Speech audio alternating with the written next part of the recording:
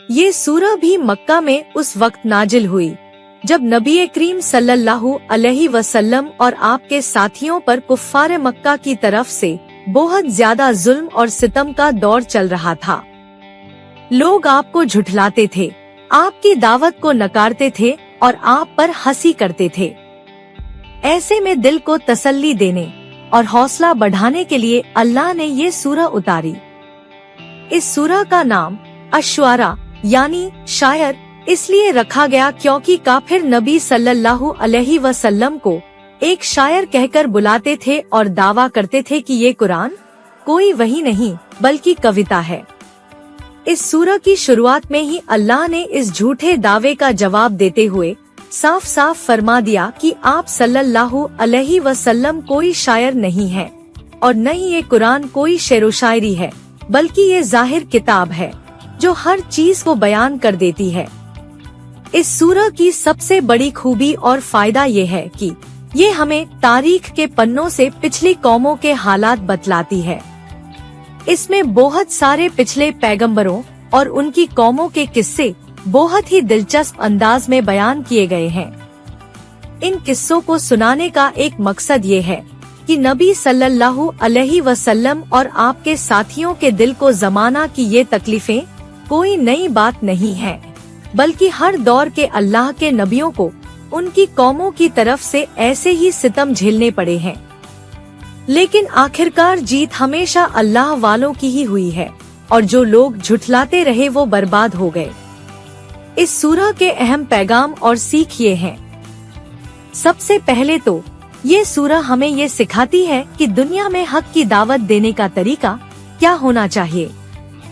हर नबी ने अपनी कौम को एक ही बात कही, अल्लाह से डरो और मेरी बात मानो।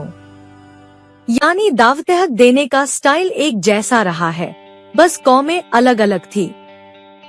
इससे ये सबक मिलता है कि हमें भी लोगों को अल्लाह की तरफ बुलाने में हिम्मत नहीं हारनी चाहिए, चाहे लोग कितनी भी मुश्किलें खड़ी क्यों न कर दें। दूसरे, इस सूरह में एक के बाद एक कई पैगंबरों के किस्से बताए गए हैं, जैसे हजरत मूसा अलैहिस्सलाम और फिरौन का किस्सा, हजरत इब्राहिम अलैहिस्सलाम और उनके बाप का वाकिया, हजरत नूह अलैहिस्सलाम और उनकी नाकाम कौम का हाल, हजरत हूद अलैहिस्सलाम और आद कौम की बर्बादी, हजरत सालेह अलैहिस्सलाम और समूद कौम का अंजाम, हजरत लूत अलैहिस्सलाम और उनकी बदकार कौम का खात्मा और हजरत शुएब अलैहिस्सलाम और रैका वालों का नतीजा। इन सभी किस्सों में एक चीज मुश्तरक है, हर नबी ने अपनी कौम को एक अल्लाह की इबादत का हुक्म दिया और शिर्क और गुनाह से रोका, और हर कौम ने अपने नबी को झुठलाया और आखिर में अल्लाह का अजाब उन पर आ गया। ये किस्से हमारे लिए एक सबक है ताकि हम भी उन गलतियों को न दोहराए।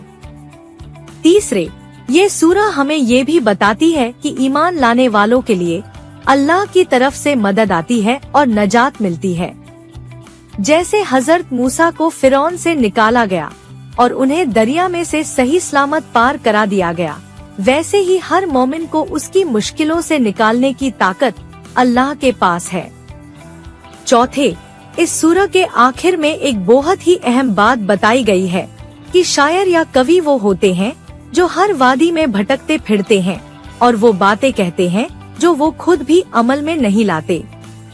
लेकिन ऐसा हाल मोमिनीन का नहीं है। जो लोग ईमान लाए और नेक अमल करते रहे, वो एक दिन जन्नत में दाखिल होंगे और उनके लिए कोई डर नहीं होगा और न ही वो गमगीन होंगे। सारे किस्सों और पैगामों का सार यही है कि इंसान को चाहिए कि वो दुनिया की थोड़ी सी जिंदगी के लिए अल्लाह की नाफरमानी न करे। उसे मालूम होना चाहिए कि आखिरत का घर ही असली और हमेशा रहने वाला घर है। जो लोग अल्लाह के आखिरी नबी सल्लल्लाहु अलैहि वसल्लम की बात मानेंगे और कुरान पर अमल करेंगे, उनके लिए बेहतरीन बदला है। और जो लोग इनकार करेंगे और दुनिया में अकड़ के चलेंगे, उनका अंजाम भी उन पिछली कौमों की तरह ही बुरा होगा। ये सूरह हमें हौसला देती है कि हक की राह में चलते रहो, चाहे रास्ता कितना भी मुश्किल क्यों न लगे।